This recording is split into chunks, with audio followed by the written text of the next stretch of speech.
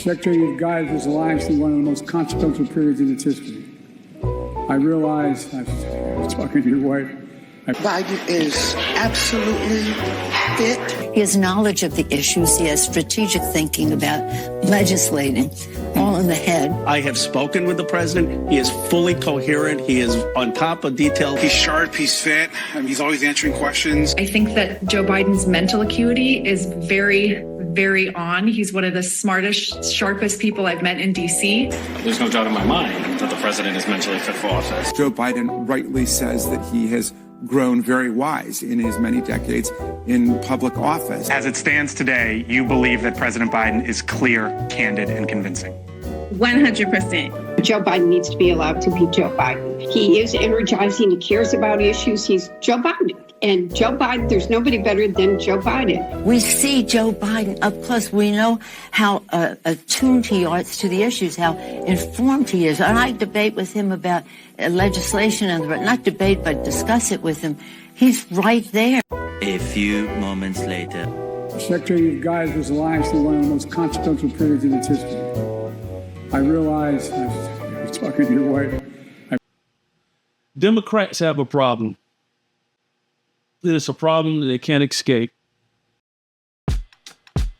But they're trying their best to convince the American people that Joe Biden is in a mental space to be the president of the United States of America, the most powerful person on the face of the earth.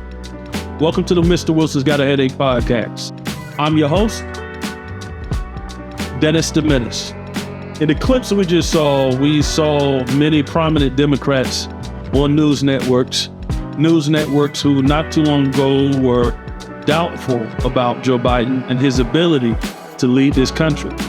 Unfortunately, because Democratic leadership procrastinated and didn't change their candidate when they had the chance to, now Democrats find themselves in a place where the only person who can make Joe Biden step down is Joe Biden himself.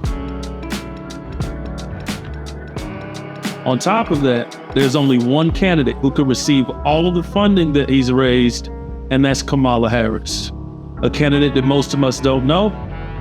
Now, before we move on into any of the clips I'm going to show today, I do want to say that I am neither Democrat or Republican. Check this out. There's a lot of polling out there. The recent one after the debate showing more than 70% of voters think that President Biden is not demonstrating the capacity to be president. 56% of Democrats say that they would be better off with another nominee. Those are the concerns that I'm talking about that are showing up in the numbers and that are affecting his approval rating. What I find interesting is that the issue is more around ageism and ableism and not what this President Biden has done.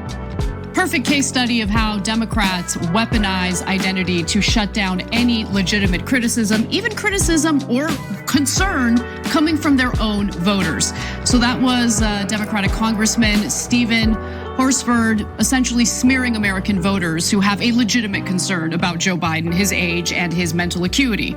Now, Biden allies, unfortunately, have been playing all sorts of dirty games in order to keep him in a race where he is surely going to lose the election to Donald Trump.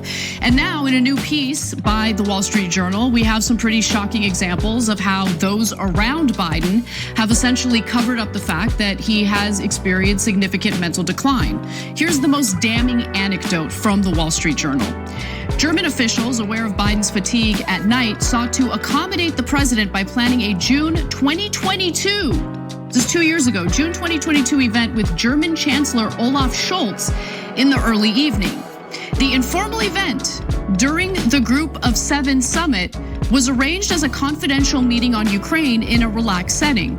Biden didn't show, surprising the chancellor and his aides, officials said. Instead, Secretary of State Antony Blinken, someone we did not elect, arrived and announced that Biden had to go to bed, according to two people who were there.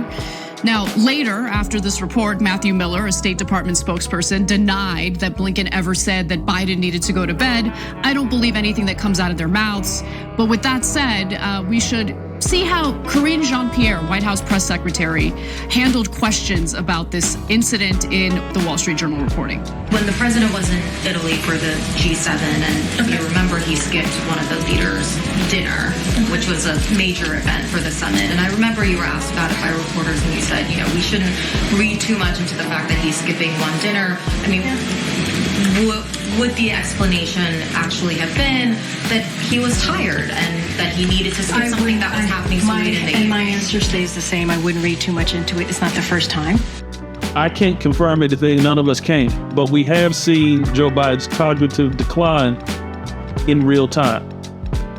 Now, of course, she wouldn't say anything further, but she did admit that this wasn't the first time that he had missed an event. The question is, if the president is in a place where after 8 o'clock, he can't be the president, who's running the country? When you take on a job like the president, you are available 24 hours a day, 7 days a week. I don't care if your daughter has a recital. I don't care if your daughter or your son is having a baby. It doesn't matter. You're going to be dealing with issues that are so important and affect the lives of hundreds of millions of people in your country. And because you're the president of the United States, you're going to be dealing with issues that affect the lives of billions of people. So you're going to have to put your personal stuff to the side.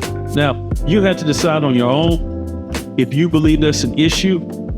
I personally think it is. If you don't think it's an issue, I want to know why. Comments are open. So first off, he himself told the governors that he can't function after 8 o'clock, and that one of his, realizations is that he has to stop doing things after 8 p.m. So who's the president after 8 o'clock? Who's making the important decisions? I guess Blinken. Yeah, or let's keep it real.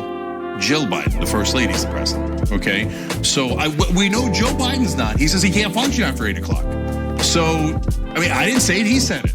And okay, Jonathan Borisjani, YouTube member, hit the join button below, be part of the show. He wrote in, all I'm saying is Biden can't finish sentences. Let's forget about the election. He needs to leave office now. He cannot have one more meeting alone with any world leader. One of the things that really gets on my nerves on a personal level is when a person looks me straight in the face, knowing that I saw exactly what happened, and then they lied to me without blinking. I consider it an assault on my intelligence. And I really believe that a person has to really believe that you are completely stupid in order for them to do that to you. For me personally, that's a slap in the face.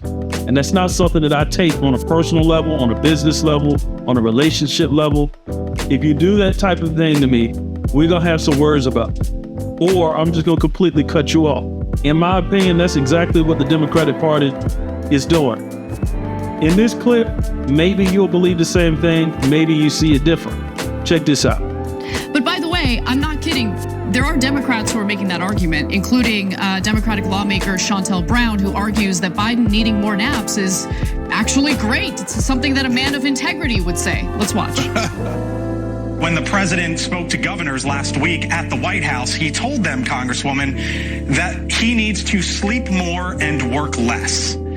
If a member of your staff said to you, you know what, Congresswoman Brown, I got to sleep more and work less, you'd fire them, wouldn't you? Or you'd start looking for their replacement, would you not? Absolutely not. I don't usually like to stop clips in the middle of them, but I had to stop there. And I want you to answer that question for yourself. What would you expect to happen to you if you went to your boss and you said, hey, listen, I need to sleep more and I need to work less, but I want the same check, I want the same management position or whatever it is that you have at your job, I want the same benefits, I want the same everything, but I want to go home when I get ready to go home. Is there any situation that any of us, regular people or business owners, would expect for us to have the job if we didn't show up because we were tired and we couldn't work the full 8-hour shift? Maybe you're part-time. It doesn't matter. If you were part-time, full-time, whatever shift they have you down, you know that at least 90% of the time you need to be in place or you won't have a job. That's common knowledge.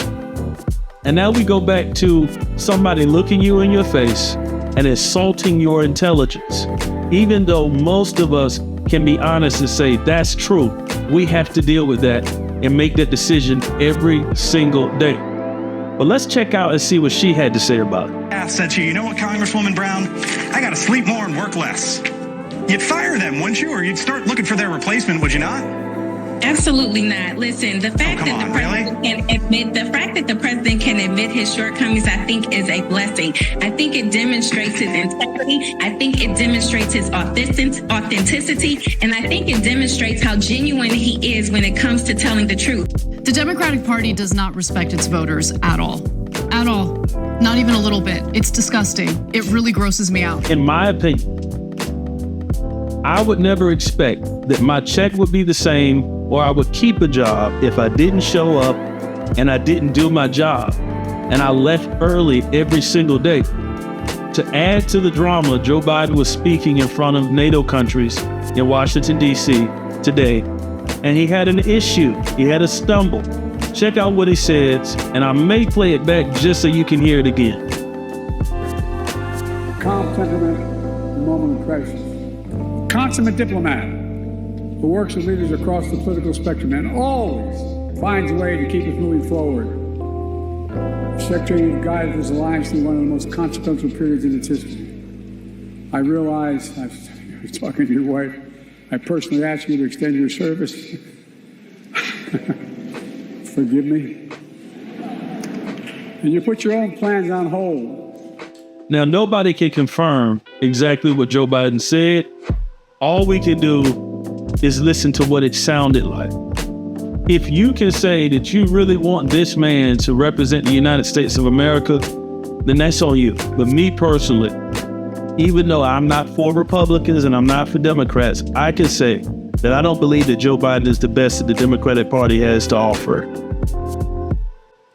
It is what it is. That's what I think about it. And that's all I'm doing on this podcast is I'm gonna keep it a buck. I'm gonna tell you exactly what I think about the issues. I wanna hear what you have to think about the issues. So go ahead and like those comments up. Like, share, comment, and subscribe. I'll see you on the next video.